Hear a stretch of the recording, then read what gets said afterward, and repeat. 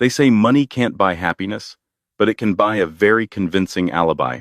On October 14th, 2024, Clara Sterling, a woman who had everything the Greenwich estate, the tech mogul husband, and a baby on the way, vanished into thin air. The only clue left behind? A single drop of blood on the nursery floor and a deleted voicemail. The police thought it was a kidnapping. The public thought it was a tragedy. But I'm going to tell you the truth. Clara wasn't taken. She was hunting. And the man sleeping next to her wasn't a grieving husband. He was a monster, waiting for the check to clear. This is the story of the perfect crime that went perfectly wrong. The Sterling estate was the kind of quiet that cost money. It was a silence insulated by 3 acres of manicured forest, 8-foot security walls, and triple-paned glass that kept the Connecticut autumn chill at bay. Inside, Clara Sterling lay awake, staring at the ceiling. At 7 months pregnant, sleep was already a rare commodity, but tonight it was the silence that kept her up. It felt heavy, artificial. Next to her, the space where her husband, Richard Sterling, usually slept, was empty. The sheets were cold. Richard was the CEO of Ether, a cybersecurity firm that had just landed a massive government contract worth $300 million. He was the golden boy of the tech world, charming, fiercely intelligent, and obsessively protective of his privacy. To the outside world, they were the American dream personified. Richard, with his sharp jawline and bespoke suits, and Clara, the heiress to the Holloway shipping fortune, glowing with impending motherhood. But Clara knew the cracks in the porcelain. She rolled out of bed, her hand instinctively cradling her stomach. The digital clock read 2:14 a.m. She needed water. As she stepped into the hallway, the plush carpet swallowed the sound of her footsteps. The house was dark, save for a sliver of amber light spilling from under the door of Richard's home office down the hall. He never worked this late, not anymore. Not since the doctor warned them that Clara's blood pressure was too high and she needed a stress-free environment. Clara approached the door, intending to scold him gently, to tell him to come back to bed. But as she raised her hand to knock, his voice drifted through the oak wood. It was low, unrecognizable in its coldness. "No, that's not the agreement, Arthur." Clara froze. Arthur? Richard didn't know anyone named Arthur. His lawyer was named Simon. His COO was David. "I don't care about the risk," Richard snapped, his voice rising slightly before dropping to a harsh whisper. "The trust fund unlocks when the baby is born. That's the trigger. But I can't wait that long. The audit starts on the 20th. If they see the accounts are empty, I'm finished." Clara's heart began to hammer against her ribs, a frantic rhythm that made her dizzy. Empty accounts? There was a pause. Richard was listening to the person on the other end. "She's not going to be a problem," Richard said. The way he said, she made Clara's skin crawl. It wasn't the tone of a husband speaking about his wife. It was a sanitation worker talking about trash. "I have the boat prepped in Montauk. We handle it tonight. Make it look like an accident or a runaway. I don't care. Just make sure she's gone before the sun comes up." Clara stopped breathing. Handle it tonight. Make sure she's gone. The world tilted on its axis. The man she had loved for 5 years, the father of the child kicking inside her, wasn't planning a nursery. He was planning a disposal. Clara backed away. Every instinct screamed at her to run, to scream, to burst into the room and demand answers. But Clara was a Holloway. Her father had been a ruthless negotiator, and he had taught her one thing before he died: never show your hand until you hold the knife. She tiptoed back to the bedroom, her mind racing faster than her feet. She had to think. If she confronted him, she died. If she called the police, he'd talk his way out of it. Richard had the local precinct chief, Commissioner Evans, in his pocket for consulting fees. She needed to disappear, but not just run. If she ran, Richard would use his technology to find her. Aether specialized in tracking. He would find her, bring her back, and claim she was having a pregnancy-induced psychotic break. He would lock her away until he could handle her properly. She entered their walk-in closet. She didn't pack a bag. That's what a runaway does. She grabbed a pair of dark jeans, a thick hoodie, and sneakers. She dressed in the dark, her hands shaking so badly she could barely tie her laces. She grabbed her phone. No, Richard tracked it. She left it on the nightstand. She grabbed her wallet. No credit cards. Leave a trail. She went to the safe, hidden behind the vanity mirror. She knew the combination, her birthday. Inside lay her emergency cash, about $4,000, and her grandmother's diamond brooch. She shoved them into her pocket. Then, she did something strange. She went to her jewelry box and took out her favorite pearl earrings, the ones Richard gave her for their anniversary.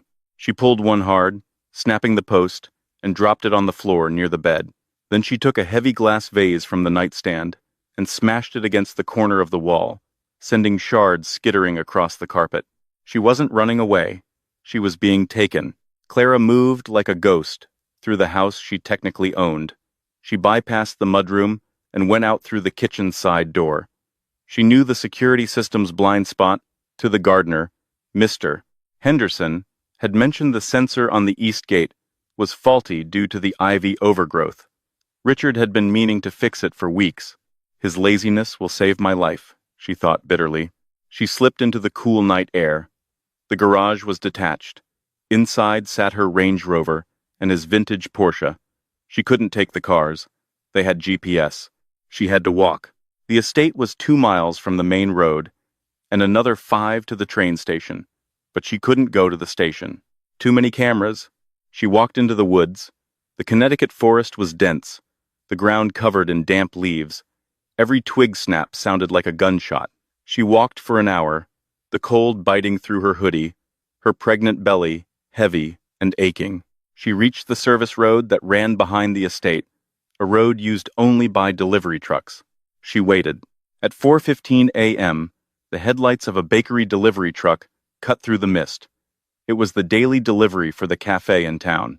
As the truck slowed for the sharp curve, Clara stepped out, not fully, just enough to be seen.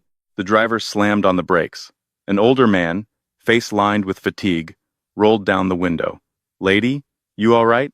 It's 4 in the morning. Please," Clara said, her voice trembling. She didn't have to act. The terror was real. "My husband. We had a fight. He hit me. I just need to get to the city. Please." The driver hesitated, looking at her swollen stomach. "I'm going to the Bronx Distribution Center. That help?" "Yes. Please." As she climbed into the cab, Clara looked back toward the direction of her home. She imagined Richard walking into the bedroom, finding the broken vase, the missing wife. He wouldn't call the police. Not at first. He would panic. He would call Arthur. Let him panic, she thought. Let him sweat. October 4, 2024, 8 a.m. Richard Sterling woke up on the leather sofa in his office. He had passed out after the call with Arthur. His neck was stiff. He checked his watch. 8 a.m. He frowned. Clara usually woke him up by 7:30 with coffee. "Clara?" he called out, rubbing his face. Silence. He walked to the bedroom. "Clara, honey, I'm sorry I worked so late. He stopped in the doorway. The bed was unmade, cold. The lamp was knocked over. Shattered glass glittered near the baseboard. And there, near the foot of the bed, was a single pearl earring, broken. "Clara?" Panic, cold and sharp, spiked in his chest. But it wasn't the panic of a worried husband. It was the panic of a man whose timeline had just been shattered. He didn't call 911. He pulled out his burner phone, the one he kept taped under the drawer of his nightstand. He dialed a number. "Arthur, did you move the timeline up?" "What?" The voice on the other end was groggy. "No, we're set for tonight. The boat leaves at 11 p.m. Why?" "She's gone," Richard hissed. "And the room. It looks like a struggle." "Did she hear you?" Arthur asked, his voice sharpening. "I don't know. The door was closed." Richard walked over to the window. The driveway was empty. "Her car is still here. Her phone is on the nightstand." "Richard," Arthur said, very slowly, "if she's gone without her phone and car, and the room is trashed, and we didn't take her, then who did?" Richard stared at the broken glass. A terrible thought occurred to him. He wasn't the only one with enemies. But then, he saw something else. On the nightstand, next to her abandoned phone, was a piece of paper. It wasn't a note. It was a sonogram photo, the one from last week, but someone had drawn a red X over the baby. Richard felt the blood drain from his face. This wasn't a runaway. This wasn't an accident. Call the police, Arthur said. You have to. If you don't, you look guilty immediately. Play the grieving husband. We'll clean up the accounts later. Richard hung up. He took a deep breath, messed up his hair to look more disheveled, and dialed 911. 911. What is your emergency? My wife, Richard screamed into the phone, channeling every ounce of fake desperation he could muster. Someone took my wife. There's blood. Please, she's pregnant. The 15th of October, 2024, the Bronx, New York. Clara sat in a grimy diner booth, wearing a thrift store coat and a beanie she'd bought with cash. On the TV mounted in the corner, the news was already breaking. Breaking news. Search underway for missing Greenwich heiress Clara Sterling. Police suspect foul play. The screen showed Richard, standing on their front porch, tears streaming down his face. I just want her back, he sobbed into the microphones. Please, if you have her, don't hurt our baby. Take anything you want. Just bring her home. Clara watched him, sipping bitter coffee. He was good. He was very good. But she reached into her pocket and touched the cold metal of a USB drive she had swiped from his office desk just before she left. She hadn't just heard the call. While he was passed out, she had plugged the drive into his laptop for 30 seconds. It was encrypted, but she knew a guy. She wasn't just Clara Sterling anymore. She was a woman who had realized that the only way to divorce a murderer was to become a ghost. You want a villain, Richard? She whispered to the screen. I'll give you a villain. Detective Adele Grant didn't like rich people. He didn't like their houses, he didn't like their coffee, and he especially didn't like their crimes. Poor people killed for passion or survival. Rich people killed for arithmetic. Adele stood in the master bedroom of the Sterling estate, chewing on a nicotine toothpick. He was a man who looked like he had been ironed in the dark, wrinkled suit, tie slightly askew, and eyes that were too sharp for his tired face. What do you make of it, Grant? The question came from Commissioner Evans, a man whose uniform was too tight around the waist and who smiled too much at Richard Sterling. Adele didn't answer immediately. He stepped over the yellow tape and crouched next to the shattered vase. He looked at the pearl earring on the floor. Then he looked at the bed. Husband says he was asleep in the office, Adele muttered. Says he didn't hear a thing. Big house, Evans shrugged. Thick walls. Soundproofing. Sure, Adele said. He pulled a latex glove from his pocket and snapped it on. He picked up the sonogram photo with the red X on it, and the kidnapper or killer comes in, bypasses a $3 million security system, breaks a vase, rips an earring off the victim, grabs a pregnant woman without her screaming, and then takes the time to doodle on a picture. Psychopaths love theatrics, Evans said dismissively. We have an Amber Alert out. State troopers are combing the woods. Adele walked over to the sliding glass door leading to the balcony. It was locked. He walked to the bedroom door. The lock on the handle was pristine. No forced entry. How did they get in, Evans? Adele asked. Side door. Gardner says the sensor was faulty. Sterling confirmed it. Adele hummed. He walked down the hallway to the office where Richard Sterling was currently grieving with a scotch in his hand. Richard looked up as Adele entered. The tech CEO's eyes were red-rimmed, his hair messy. It was a perfect performance, maybe too perfect. Mr. Sterling, Adele said, his voice gravelly. I'm Detective Grant.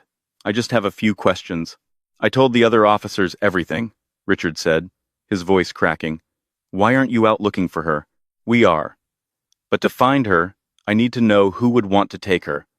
Who knew the security sensor on the east gate was broken? Richard hesitated.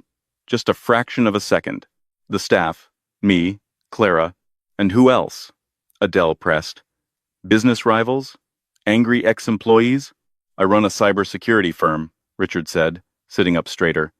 I have enemies, but they attack servers, not wives. Adele leaned against the doorframe. You see, That's the thing that bothers me, Richard. Can I call you Richard? Kidnappers usually want money. They leave a ransom note, not a scary picture.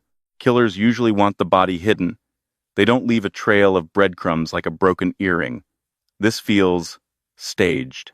Richard's glass clinked against the coaster. Are you accusing me? My wife is missing. She's carrying my child. I'm not accusing anyone, Adele lied. I'm just saying, the person who did this knew the layout. They knew you were in the office. They knew exactly where the blind spot was, and they knew Clara wouldn't scream. Suddenly, the door to the office opened. A tall, thin man in a charcoal suit walked in. He had the cold, reptilian eyes of a shark in human skin. This was Arthur Calloway, Richard's CFO, and the man on the other end of the midnight phone call. Detective, Arthur said smoothly, stepping between Adele and Richard. Mr. Sterling is under extreme duress. Any further questions should be directed through me, his legal counsel. Adele looked from Arthur to Richard. He saw the subtle nod Richard gave. The tension in the room shifted. It wasn't grief anymore. It was defense. Lawyer already? Adele smirked. Fast work. I am the CFO of Ether, but I handle all of Richard's affairs, Arthur said. Now, if you'll excuse us, we have private investigators arriving to coordinate with your department. Adele pushed off the doorframe. Right. Don't leave town, Richard. We might find something interesting. As Adele walked out of the house, he pulled out his phone.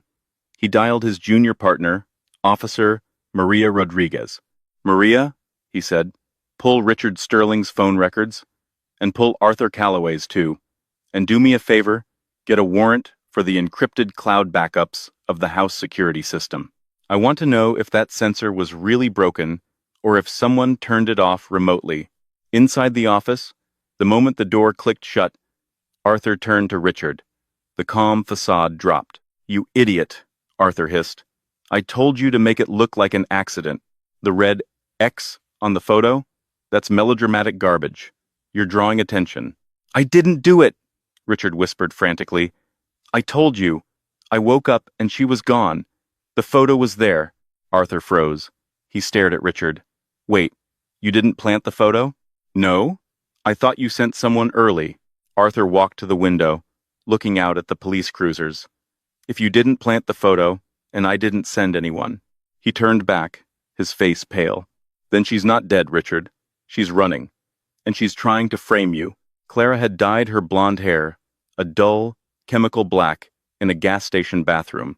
She wore thick-rimmed glasses she'd stolen from a pharmacy display. She looked like just another tired, pregnant woman trying to survive the city.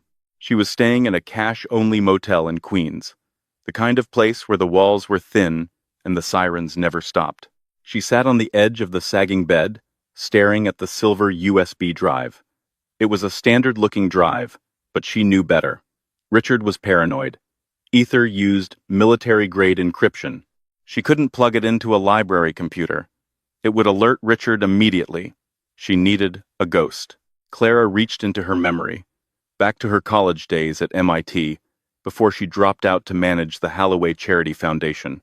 She remembered a guy, a genius burnout named Leo Bennett. He used to hack vending machines for free sodas. Last she heard, he was running an underground repair shop in Astoria. She took a cab, paying cash, and got out 3 blocks early. She walked the rest of the way, checking her reflection in every shop window to see if anyone was following.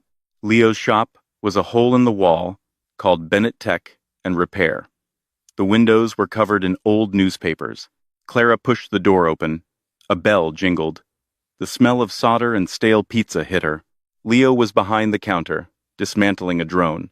He looked older, heavier, with a scruffy beard and grease stains on his t-shirt. He didn't look up. We're closed for lunch. Come back in an hour. I need to bypass a biometric lock on an encrypted partition, Clara said. Leo froze. He looked up, squinting. Clara? Clara Holloway? Sterling, she corrected, then flinched. No, just Clara.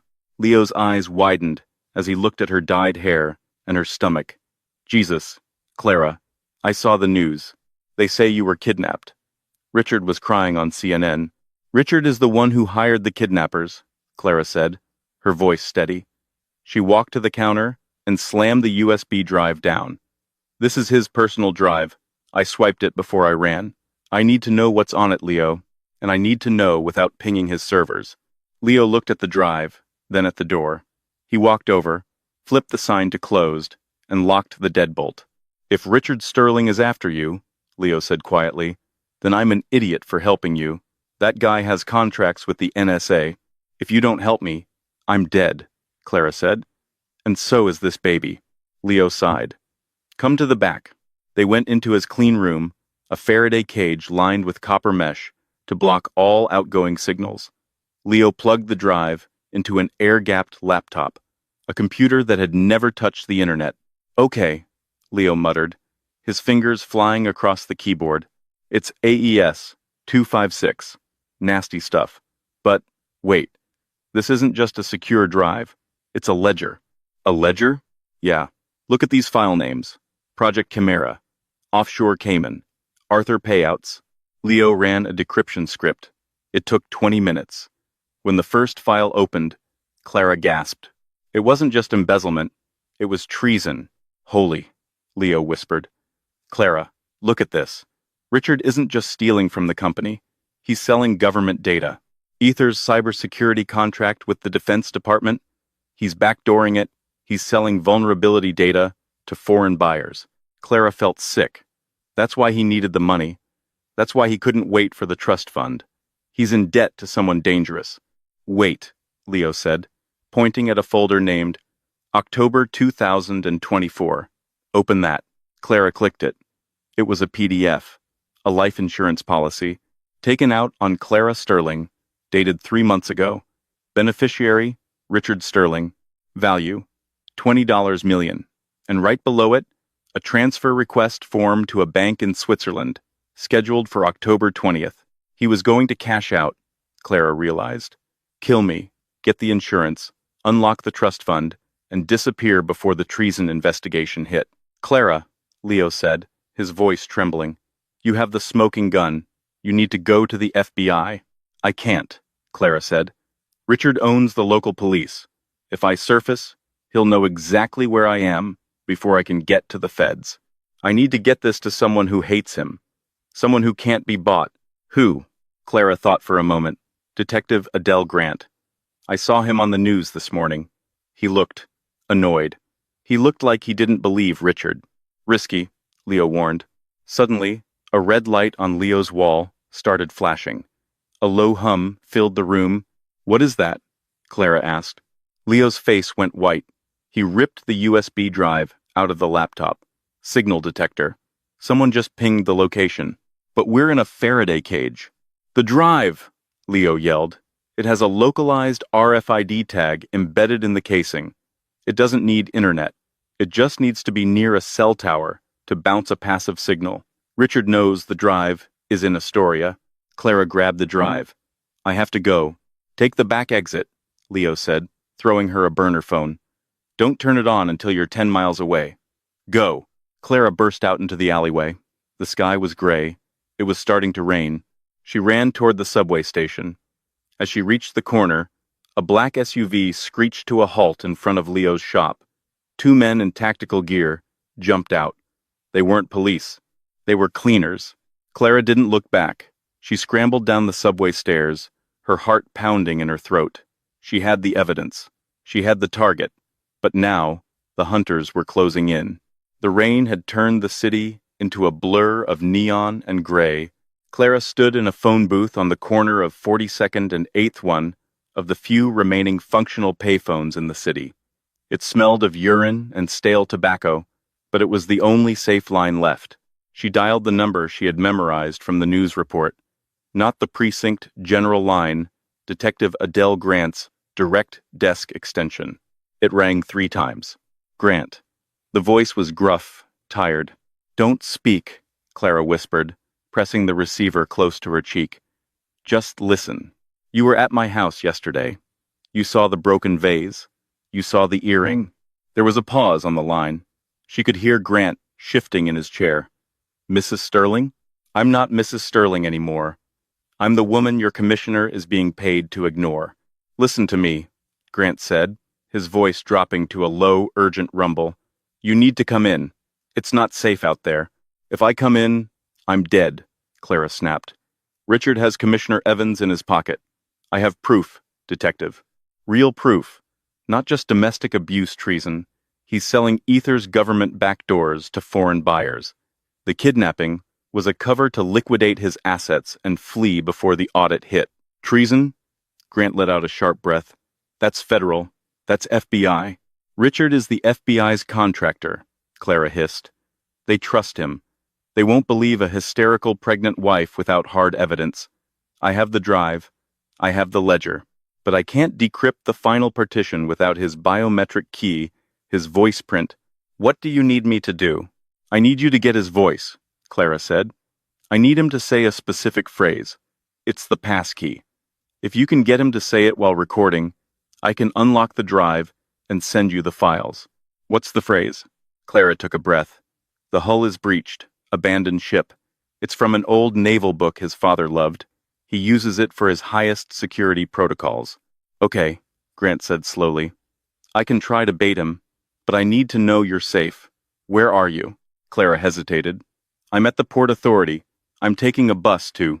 Click. The line went dead. Not a hang-up, a cut.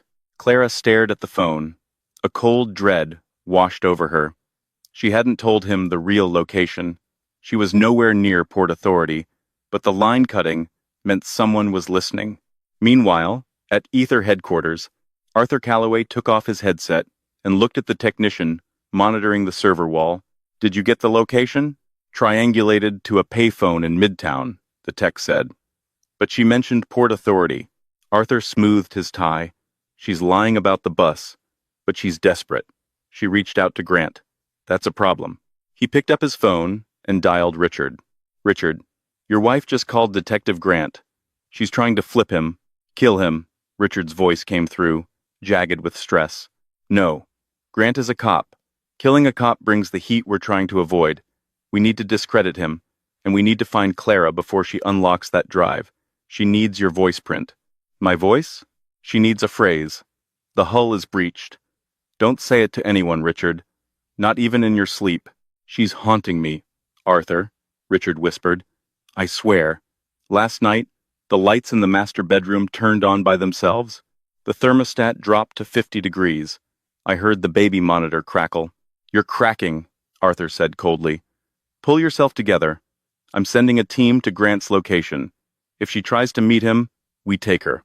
The 17th of October, 2024, Greenwich Police Station.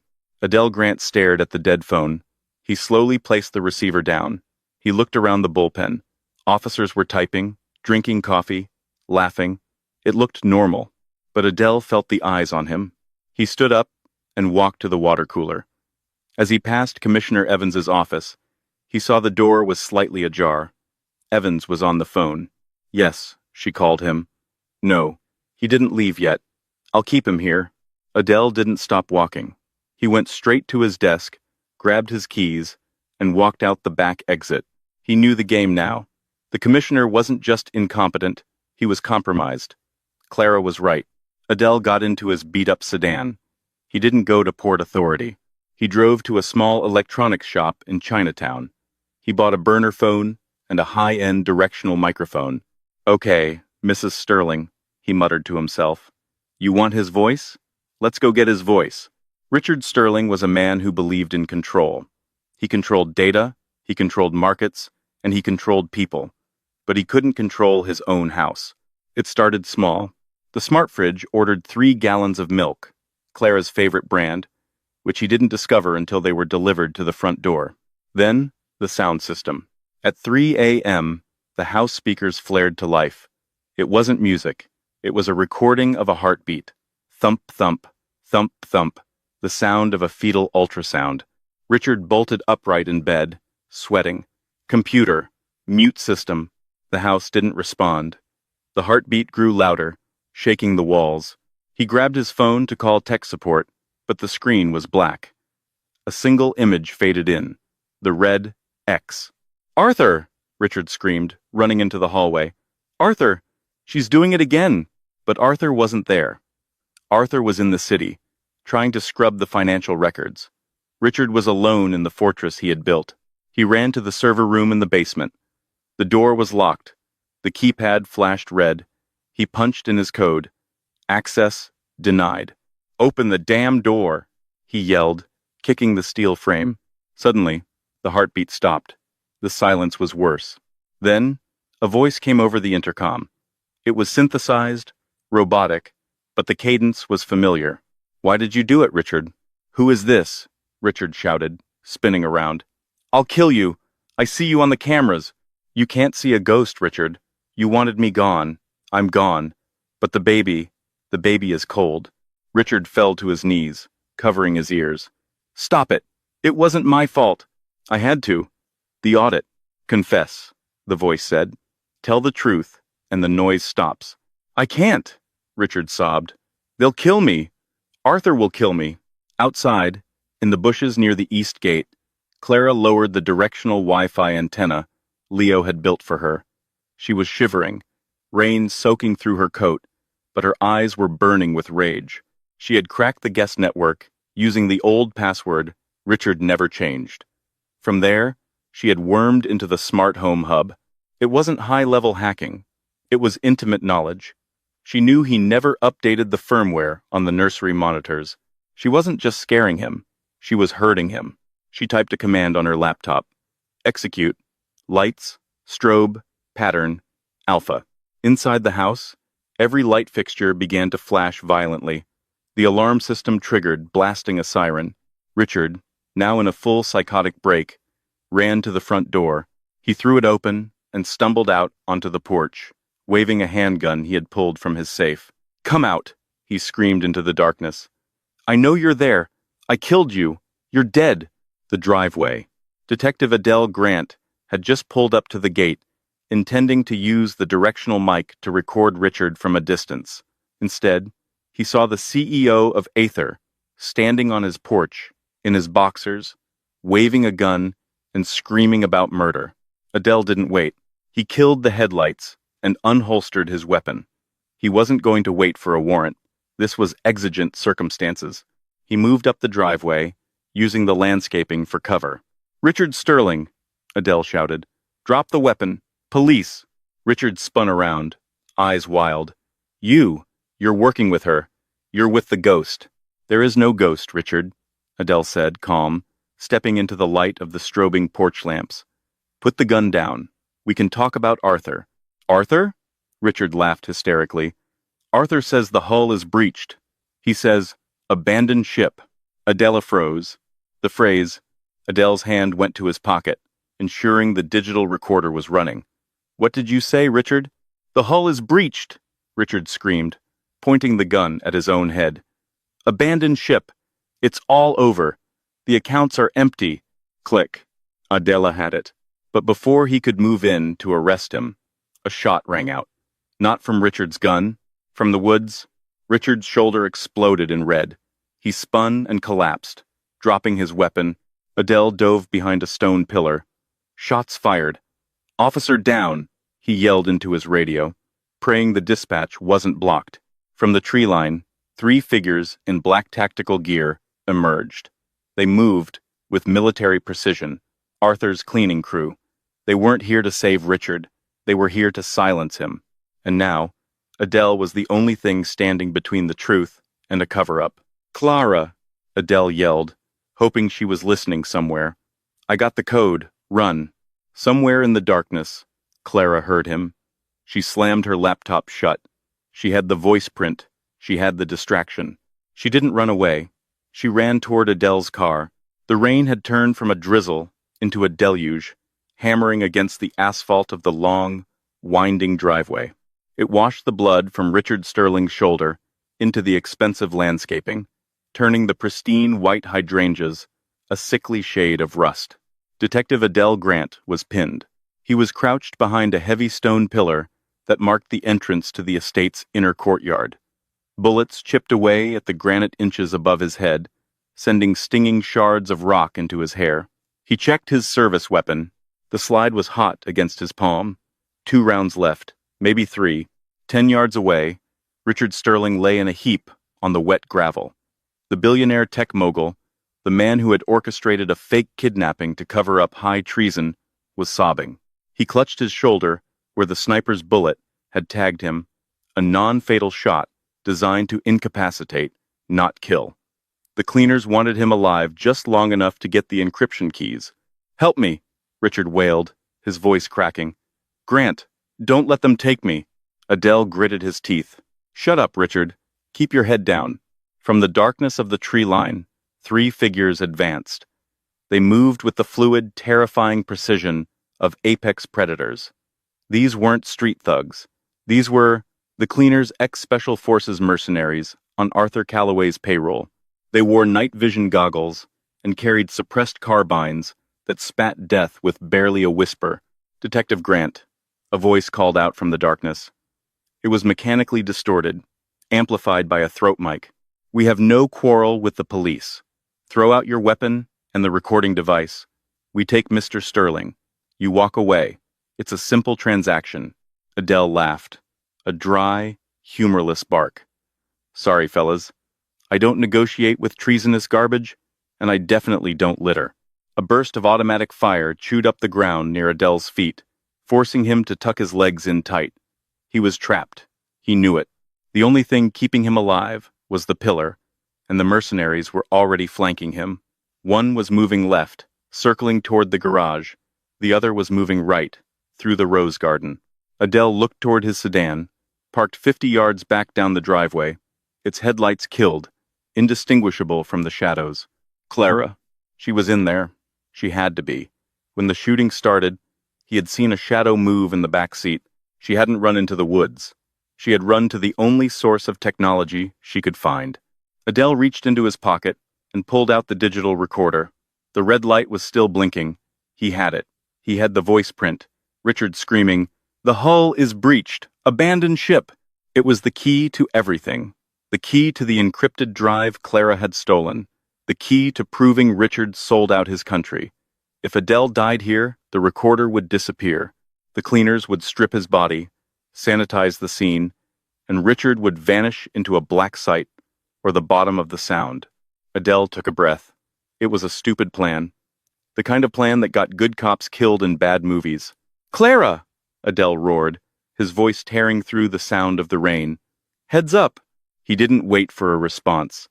He leaned out from cover, exposing his left side, and hurled the small black recorder toward the car. It skittered across the wet asphalt, sliding under the chassis of the sedan. A bullet tore through the fabric of Adele's jacket, grazing his ribs. He yelped and scrambled back behind the pillar, clutching his side. "Your turn, kid," he wheezed. "Don't miss." Inside the sedan, Clara Sterling was shaking. Her hands, usually so steady when she was painting or organizing a charity gala, were vibrating with adrenaline. She was curled into a ball on the floor of the back seat, the smell of old coffee and stale cigarettes filling her nose. She heard the object slide under the car. She knew what it was. Clara cracked the rear door open, just an inch. Her fingers scraped against the rough asphalt. She felt around blindly in the dark, the rain soaking her sleeve instantly. "Where is it? Where is it?" Her fingertips brushed plastic. She grabbed it. She pulled the recorder into the car and slammed the door.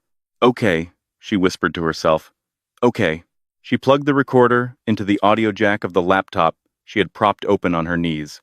The screen cast a ghostly blue light on her face, highlighting the dark circles under her eyes and the grim set of her jaw. On the screen, a menacing prompt blinked in red. Encrypted volume, either. Chimeradiometric voice authentication required. Clara hit play on the recorder. The sound of her husband's terror filled the small car interior. "The hull is breached. Abandon ship." The waveform on the screen spiked. A green bar began to fill. Analyzing. Matching voice print. R. Sterling. Match confirmed. Access granted.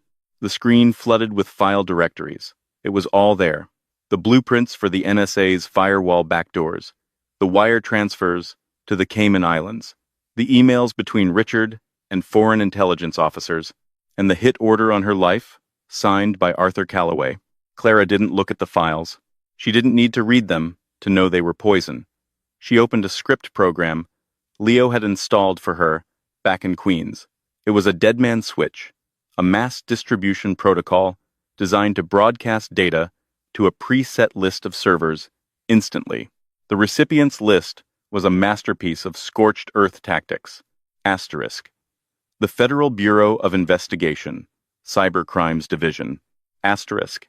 The New York Times, Investigative Desk. Asterisk. The Washington Post. Interpol. Asterisk. The United States Department of Defense, Inspector General. She hovered her finger over the execute key. Outside, the gunfire had stopped. The silence was heavy, pregnant with violence. She looked out the window. One of the mercenaries was walking toward the stone pillar. He had his weapon raised. He was going to execute Adele. Clara didn't hesitate. She hit execute. On the screen, a progress bar raced forward. Uploading. 20%, 40%. She climbed into the driver's seat. The keys were in the ignition. Adele had left them there. Baffingelusher, Baffingerbosher. She turned the key. The engine roared to life. She slammed her hand onto the horn and held it down. Conk. The sound was deafening in the quiet night. The mercenary near the pillar spun around, his tactical discipline momentarily broken by the unexpected noise. Upload complete. Package delivered. The cavalry.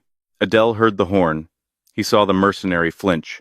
He didn't waste the distraction. Ignoring the pain in his ribs and the fire in his bad knee, Adele lunged out from behind the pillar. He didn't fire wildly. He took a breath, aimed, and squeezed the trigger twice. Pop, pop. The mercenary took 2 rounds to the chest plate. The Kevlar stopped the penetration, but the kinetic energy knocked the wind out of him. He staggered back, falling onto the wet grass. "Contact rear!" the lead mercenary shouted. "Suppress the vehicle!" They turned their weapons toward the sedan. Clara ducked as the windshield shattered, glass raining down on the dashboard. But before they could turn the car into a sieve, the night sky erupted.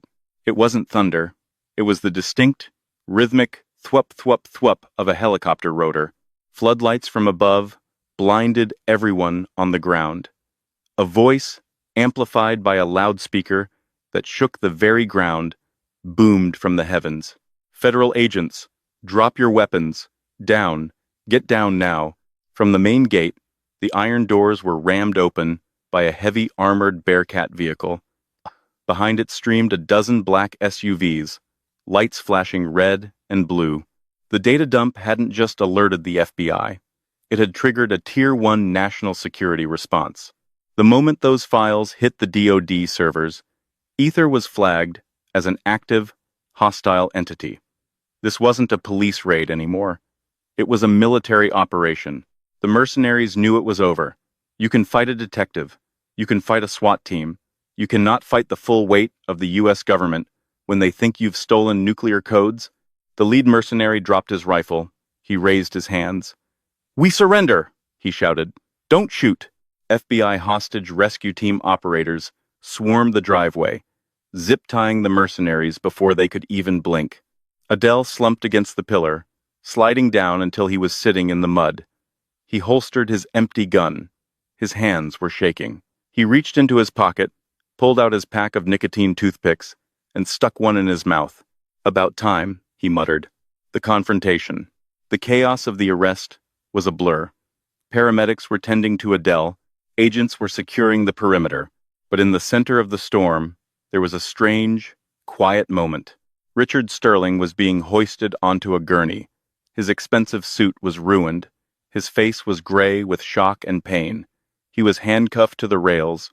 Clara stepped out of the ruined sedan. She walked through the rain, ignoring the agents who tried to stop her. She walked straight to the gurney. Richard looked up. His eyes tried to find something familiar in her face, some trace of the docile, loving wife he had manipulated for years. He found nothing. The woman standing above him was a stranger. She was cold. She was hard. She was a survivor. "Clara," Richard rasped, tears mixing with the rain on his face. "I did it for us. The money, the trust fund. It was for the family." Clara stared at him. She didn't feel anger anymore. She didn't feel fear, she just felt a profound, hollow pity. She reached into the pocket of her soaking wet jeans. She pulled out a single, broken pearl earring. The post was bent, the pearl scuffed, damaged from the night she had staged her own disappearance. She placed it gently on his chest. "You broke the family, Richard," she said, her voice cutting through the noise of the sirens. "And you broke me, but you didn't break us." She placed a hand on her stomach. "The hull is breached," she whispered, leaning close to his ear. "Abandoned ship." Richard began to sob, a jagged, ugly sound, as the agents wheeled him away toward the ambulance. The media called it the Sterling Scandal. It dominated the news cycle for weeks. The trial was swift and brutal. The evidence Clara had released was irrefutable. Richard Sterling was sentenced to consecutive life sentences for espionage and conspiracy. Arthur Calloway took a plea deal, turning state's evidence, but still received 20 years. The estate in Greenwich was seized by the government. The company, Aether, was dissolved. Clara didn't watch the sentencing. She was 400 miles away, in a small, weathered cottage on the coast of Maine. The air here smelled of salt and pine, not money and lies. She sat in a rocking chair on the back porch, wrapped in a thick knitted blanket. In her arms, a baby boy slept soundly, his tiny chest rising and falling in a peaceful rhythm. She had named him Leo, after the man who had helped her disappear. The screen door creaked open. Adele Grant stepped out, holding 2 mugs of tea. He walked with a cane. Now the bullet graze had healed, but the damp air bothered his knee. He had retired from the force the week after the raid. "He's out like a light," Adele said quietly, handing her a mug. "He likes the sound of the ocean," Clara said, smiling down at her son. Adele leaned against the railing, looking out at the gray Atlantic. "You know, the publishers are still calling. They want the exclusive rights. The wife who vanished. They're talking 7 figures, Clara." Clara took a sip of tea. "I don't need their money, Adele. I have my inheritance back, and more importantly, I have my anonymity. You think they'll stop looking for you? Let them look," Clara said, her eyes turning to the horizon. "Clara Sterling is dead. She died in that house, in Greenwich." She looked at Adele, and for the first time in a year, her smile reached her eyes. "We're just ghosts now, Adele, and ghosts are very hard to catch." Adele chuckled, clinking his mug against hers. "To ghosts." "To ghosts," Clara replied. She looked back down at her son. He stirred, grabbing her finger with his tiny hand. His grip was strong. She wasn't a victim. She wasn't a headline. She was a mother, and for the first time in her life, she was free. And that is the story of Clara Sterling. In a world where money usually buys silence, she proved that the truth is the only currency that matters. Richard thought he was playing chess, but he forgot the most important rule: never underestimate the queen. This case reminds us that sometimes the most dangerous place isn't a dark alley, it's the bedroom of a mansion. It teaches us to trust our instincts. If something feels wrong, if the silence is too heavy, listen to it. Clara's intuition saved her life, and her courage saved her son. What would you have done in her shoes? Would you have run, or would you have fought back? Let me know in the comments below. If you enjoyed this deep dive into true crime storytelling, please hit that like button. It really helps the channel grow. And don't forget to subscribe and ring the bell so you never miss a story. Until next time, stay safe, stay observant, and watch your back.